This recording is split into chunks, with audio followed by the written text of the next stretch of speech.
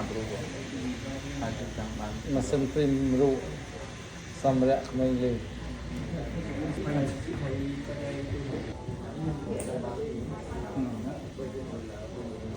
បាទនេះគឺ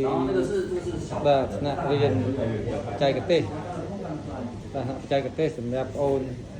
ទី10ទី11ទី12នៅប្រទេសតៃវ៉ាន់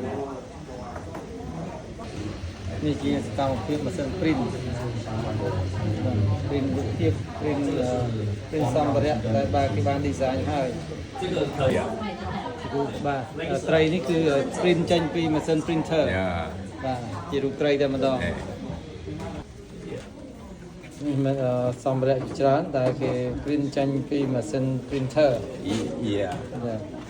it's sitting. Oh. បាទ